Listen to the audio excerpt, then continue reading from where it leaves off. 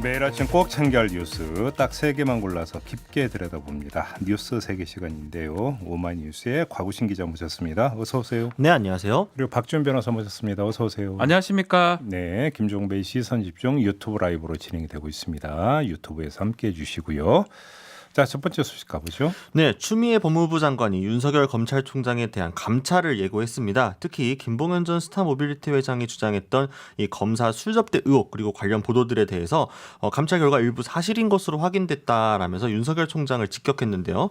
추 장관은 국회에서 열렸던 법무부 종합감사에서 이 옵티머스 사건 무혐의 의혹 또 언론사주와의 회동 의혹 등에 대해서 윤 총장을 감찰할 계획이라고 밝혔습니다. 네. 이날 국정감사는 이제 윤석열 총장의 이 과거 국정감사 발언에 대한 추미애 장관의 반박과 비판이 줄을 이룬 채로 진행이 됐는데요. 대부분 이제 선을 넘기는 발언이었다라든가 고위공직자로서 대단히 부적절했다 이런 식으로 이야기를 했습니다. 예. 특히나 이제 수사 지휘권 행사가 위법하다고 했던 윤석열 총장의 주장에 대해서 그렇게 확신한다면 직을 내려놓고 검찰 조직을 지키겠다고 해야 되지 않을까라고 생각한다라고 이야기를 하면서 꼬집었는데요. 네. 결국 이제 감찰 결과에 따라서 추 장관이 윤석열 총장의 해임 건의안 제출 여부도 결정하겠다고 이야기를 하면서 사실상 그의 거취에 대한 전방위적인 압박을 넣고 있는 거 아니냐 이런 지적이 나오고 있습니다. 그러니까 저희가 이제 청기노선에서 네. 장군멍군 이야기를 했잖아요. 그러니까 부하냐 아니냐 이런 것들은 주거니 받거니 하면서 이제 논란이 이제 거듭될 수밖에 없었고 앞으로도 계속 될 것 같아요. 그건 그렇다 치는데 중요한 것은 일부 사실인 것으로 확인했다라고 하는 그 대목. 이게 일부라고요 표현을 하지만 많이 확인했다라는 뜻입니다. 검사 술접대. 예. 일부라는 전부 확인했다 표현을 하진 않거든요. 예. 그러니까 확인이 안 되면 이제 이런 표현을 쓰지 않습니다. 확인할 수 없다라고 하든지 표현하지 않는데 일부 확인했다는 거는 시간, 장소 이런 게 세밀하게 다룰 수는 있지만 거의 맞다라는 취지로 봐야 될 것 같고요. 여기서 옵티머스 무혐의 또 언론사주 회동까지 이제 거론한 걸 봤을 때는 사실 검사들이 접대받은 거를 알고도 무마했다라는 그거를 확인했다라는 거기 때문에 네. 윤석열 검찰총장에 대한 직접 감찰의 가능성도 있지 않을까 생각이 듭니다. 일단 그거는 이제 감찰 대상이라고 이야기를 했으니까. 네.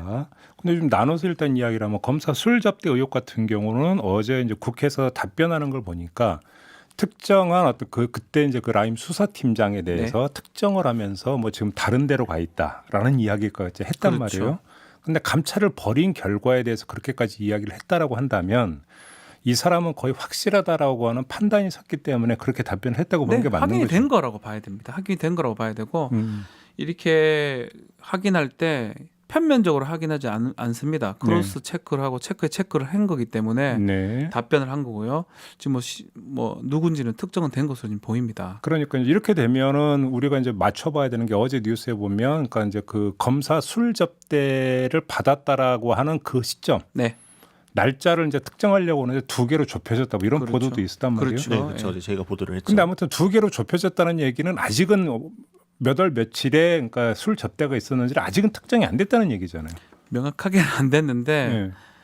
아마 법무부에서는 좀 알고 있지 않을까 생각이 들긴 하는데요. 그러니까 결국은 지금 전부 다 이제 공개한 건 아니다. 지금 박지원 변호사의 해석은 이런 거고요. 그 장소나 시간이 약간 다를 수는 있는데 네. 전체적으로는 확인이 되는 것 같습니다. 그래요. 어제 질의 같은 걸 보게 되면요, 그 사실이 확인됐다는 점이 일부 있다고 추미애 장관이 이야기를 하자 야당 측에서는 구체적으로 뭐가 확인됐다라는 거냐라고 재차 물었는데 이에 대해서 추 장관이 아주 구체적으로 밝히진 않았습니다. 수사 중인 사안이기 때문에요. 다만 추미애 장관이 감찰 결과에 대해서 자신이 없다라고 한다면은 그런 언급 자체를 국정감사장에서 굳이 할 이유는 않죠. 없겠죠. 내가 잘못하면 오히려 역풍이 불 수도 있는 건이니까요. 네. 그럼 법무부 감찰 결과가 어떤 식으로 나왔는지 구체적으로 알 수는 없지만 어쨌든 어떻게 보면은 지금 검찰 조사 수사하고 있는 사안에서도 감찰 결과를 바탕으로 해가지고 더 추가적인 사실관계들이 밝혀지게 된다면 사실상 윤석열 총장이 앞서 국정감사 현장에서는 관련 그런 사실이 없다라는 식으로 이야기를 했었기 때문에 또 오히려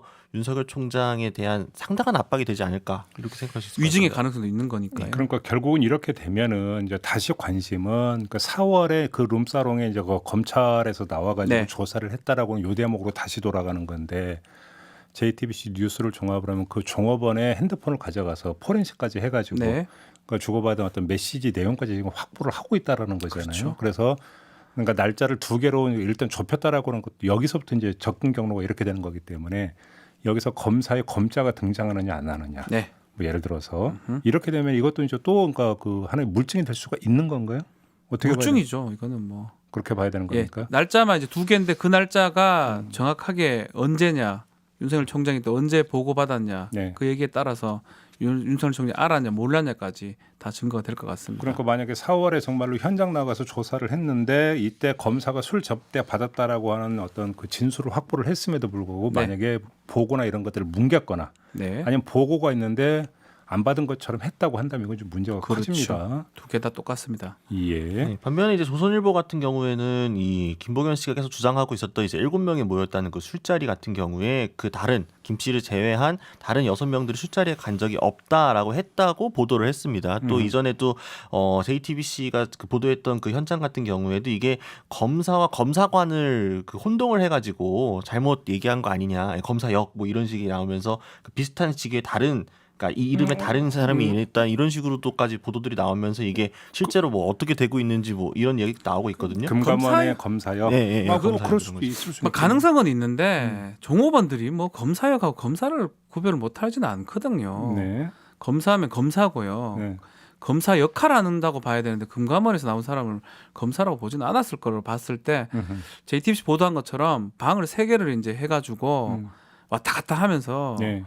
그런 걸로 보입니다. 근데 그렇기 때문에 이 종업원이 정확하게 알고 있을 것 같고요. 다만 거기 참석했던 사람들은 애매할 수 있어요. 본인들은 본인들 방에 있었으니까. 뭐 이거는 사실 어쩌면 단순한 게 그래서 김봉현 씨가 접대를 했다라는 거 아닙니까? 네. 그러면 김봉현 씨가 상대를 뭐라고 하고 호칭을 하면서 불렀을 거 아닙니까? 그렇죠. 야자는 안 했을 거 아닙니까? 김 검사, 박 검사 뭐 이랬겠죠. 뭐 검사님이 되든지 검사 영님이 검사 역은 없습니다. 검사 영님이라고 부르나요 혹시? 난 잘 몰라서 이거. 저도 잘 모르겠습니다. 검사 역은 없고 검사님 아니면 뭐 그렇게 표현할 것 같은데요. 그러니까 네. 뭐 아니 종업원들 같은 이제 그걸 보고 이제 뭐 진술했을 가능성도 있으니까 뭐 이건 사실은 좀 확인을 해봐야 되는 네. 부분이고 또 한 가지가 윤석열 총장에 대한 감찰. 네. 지금 이제 어제 주미애 장관이 이 이야기를 했던 것 아니겠습니까? 네, 그렇죠. 여기서 예를 들어서 어떤 조선일보고 중앙일보 사주를 만난 부분이라든지 이런 것들에 대해서 이야기를 했는데 이게 이제 사건 관계인 같은 경우는 안 됩니다. 검찰 강령상 사건 관계된 사주나 회사인하고 검사가 못 만나로 돼 있고 징계를 받은 사례도 있습니다. 네. 수차례 이제 네. 조선일보 같은 경우는 만났기 때문에 문제가 된다라고 여당 의원들이 지적을 했고 그 부분을 감찰하고 있는 혹시 것으로 그러면 보입니다. 윤석열 총장이 국정감사 과정에서 뭐 상대의 동의가 없어서 밝힐 수 할수 없다고 없다. 계속 했던 게 바로 이것 때문에 그렇죠. 그 법 위반 본인들 법은 아니지만 규정 위반이죠. 규정 위반하면 징계를 할 수가 있거든요. 네. 그래서 말을 못한 것으로 보입니다. 그럼 그때 이제 뭐 예를 들어서 양정철 비서관 만난 건 이야기를 하면서 그럼 뭐 인사청문회에서 사주는 아니잖아요. 안포도 예. 아니잖아요. 그러니까 이제 그때는 그건 관계인이 아니기 그렇죠. 때문에 사건 관계인이 아니라 민주연구원장 할 때니까 그 아무 차이입니까? 상관이 없었습니다. 예. 네. 저는 투명과 반투명의 차이죠. 알겠습니다. 자 다음 뉴스로 넘어가죠. 네, 청와대 답변서를 두고 청와대와 제1야당인 국민의힘이 실랑이를 벌이고 있습니다. 주호영 국민의힘 원내대표가 지난 국회 개원 당시 대통령에게 답변을 촉구했던 10가지 질문에 대한 이 답변서를 최재성 청와대 정무수석이 국회까지 들고 왔는데 결국 전달되지 못한 겁니다. 네. 뭐 아시는 것처럼 문재인 대통령이 제21대 국회 개원 연설을 위해서 국회를 방문하기 직전에 주호영 원내대표가 대통령에게 분명하고 시원하게 밝혀달라라면서 10가지 질문을 공개적으로 던진 적이 있습니다. 뭐 네. 협치, 뭐 경제정책, 탈원전 등등등이 있었는데요. 강기정 당시 정무수석을 통해서 청와대에 전달이 됐고 청와대는 이제 추후에 답변하겠다라는 식으로 응답을 했었습니다. 예. 그리고 지금 문재인 대통령이 다시 국회에 시정연설을 위해서 방문을 할 예정이죠.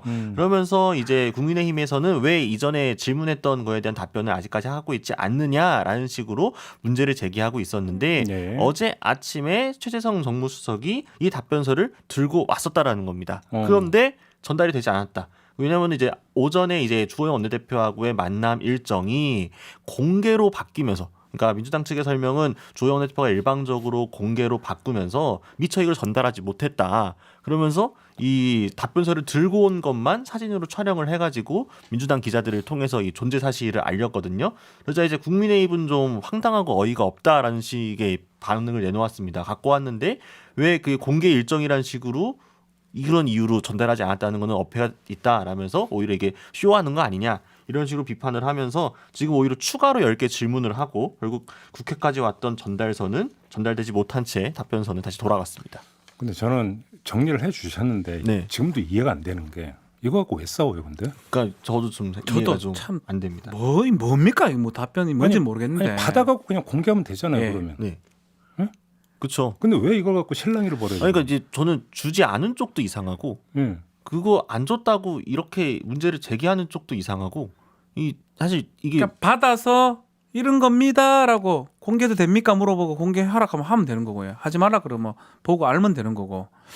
이게 저도 참 그런데 아니 이게 무슨 뭐 협상 내용에 대해서 어떤 뭐 협상안을 가지고 주거니 받거니 갖고 비공개 뭐 이런 거라면 이해를 하는데 그것도 아니잖아요. 그쵸. 입장이잖아요, 그냥. 네, 공개 질문을 한 거에 대해서 청와대가 이제 답변을 나름대로 준비를 해가지고 정무수석을 통해 건달하게 했으면은 만약에 그 자리가 공개석상이어가지고 그 기자들 앞에서 주기가 좀 별로였다, 모양새라든가 뭐 이런저런 부담이 있었다라고 한다면은 그럼 그 이후라도 얼마든지 뭐 행정적인 절차를 통해서도 아니면 주변의 보좌진 통해서도 전달할 수 있는 거잖아요. 뭐 또 의원실에서 만났다고 했는데 그럼 잠깐 비공개로 전환을 요구를 할 수도 있는 거고 그 자리에서 전달을 안 해주니까 국민의힘에서는 이렇게 그 빈손으로 왔다라는 보도가 나오면서 국민의힘에서 좀 비판 목소리가 나왔었거든요. 줄 알았는데 전달서가 오지 않았다. 왜 답변하지 않느냐라고 했더니 민주당이 그래서 아닌데요. 저희 사실을 갖고 왔었는데 일정이 공개로 바뀌면서 못 줬던 겁니다. 여기 이렇게 있었어요. 근데 기자들한테까지 찍었는데 근데 그렇죠. 결국 이거는 그냥 사진만 찍고 돌아간 거죠. 아니 근데 이게 프린트가 파일로 뭐 앞문서만 이렇게 공개가 돼 있는데 기자들이 찍은 걸 보면 안에 내용도 잘 됐을 것 같아요. 이 좀 잘 만들어놨네. 대충 만든 것 같지는 않거든요. 그러니까 저는 이해가 안 되는 게 예를 들어서 이게 이제 공개된 자리에서 전달하면 뭐가 좀 뭐가 스타일이 구겨지는 것도 예. 아니고 그렇지 않습니까? 그렇죠. 그럼 전달하면 솔직히 이거는 좀 잘 이해가 안 돼요. 그러니까 이게 이거, 왜 이게 이렇게 그 갈등의 소재가 엇박자가 자꾸 나는 것 같아요. 엇박자 그냥 국민들이나 저희도 이제 뭐 얘기도 하고 언론에서 얘기하려면 뭔가 갈등의 본질이라든지 이런 얘기를 좀 해야 되는데 왜 이러는지 잘 모르겠어요, 솔직히. 네.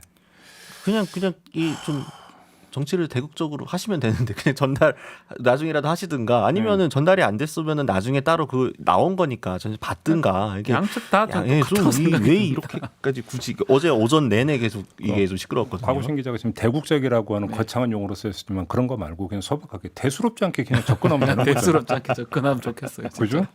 왜 그러는 보는 국민들은 이런 거 하나하나가 스트레스 받거든요, 사실. 결국 시정연설을 앞에 두고 그러니까요. 좀 뭔가 이게 좀 기싸움하는 느낌이에요, 그 사실. 누가 이거 쥐느냐를 가지고 얘기하는 게 아니에요. 기싸움도 뭐가 맞아 떨어져야지. 기싸움 같지 않은 기싸움을 하니까 그러니까요. 그렇죠. 좀 이해가 안 됩니다. 아무튼. 네. 자, 마지막 뉴스로 넘어가죠. 네, 검찰이 스스로 목숨을 끊은 고 김홍현 검사의 가해자로 지목됐던 이 전직 부장 검사를 기소했습니다. 수사심의위원회 권고를 받아들이는 것이고요. 김홍현 검사가 사망한 지 4년 7개월 만이었습니다. 서울중앙지검은 이제 김대현 전 부장 검사를 폭행 혐의로 불구속 기소했다고 밝혔는데 다만 모욕은 공소권 없음 또 강요는 혐의 없음으로 빠졌습니다. 고 김 검사의 사건에 대해서는 이미 뭐 여러 차례 전해드렸기 때문에 잘 아실 것이고요. 청취자분들께서 유족은 두 혐의, 그러니까 모욕과 강요 혐의가 빠진 것에 대해서는 아쉬움을 표하면서도 뒤늦게나마 기소가 된 데에 대해서 다행이라는 입장을 표했습니다. 하지만 이제 실제 법정에서도 그의 혐의가 인정되고 형사처벌을 받을 수 있을지는 아직까지 미지수인 상황입니다. 그러니까 이게 우리가 정확히 하는 게 강요나 모욕 혐의는 적용을 안 했고 폭행 혐의는 네. 적용을 한 게 네. 수사심의위원회 권고 내용이 폭행 혐의로 기소하라 그렇죠. 이거였죠. 예. 그냥 그랬었죠. 그대로 딱 칼로 딱 자르듯이 네. 딱 그대로만 한 거잖아요. 뭐 모욕죄 같은 경우는 쉽지는 않아 보입니다. 모욕죄는 생전에 있었던 일이고요. 네. 고소권자가 피해자 본인이었고 기간이 있어요. 친고죄이기 때문에 6개월의 기간 정도를 지켜야 되기 때문에 친구 모욕은 예, 그 부분 때문에 좀 쉽지는 않다고 보더라도 강요죄는 충분히 넣을 수는 있거든요. 네. 어쨌든 간에 그리고 이렇게 수사 권고위에서 수사심의에서 권고한 그대로 했던 거는 수사심의에서 또 한 거는 그때 일부 동료 검사라든지 사람들 진술을 다 확보했기 때문에 가능했던 건데 네. 조금 적극적으로 해서 되지 않을까 생각도 좀 들어요. 그래서 아무튼 근데 유족도 이제 폭행 혐의로 기소한 거는 받아들이겠다고 네. 했기 때문에 뭐 여기서 뭐 저희가 이제 더 이상 뭐 이렇고 저렇고 이야기할 필요는 없을 것 같은데 각도를 조금만 돌리면 그래서 이런 얘기를 안 할 수가 없죠. 이럴 걸 그동안 왜 그랬어요? 예. 그죠? 검찰한테.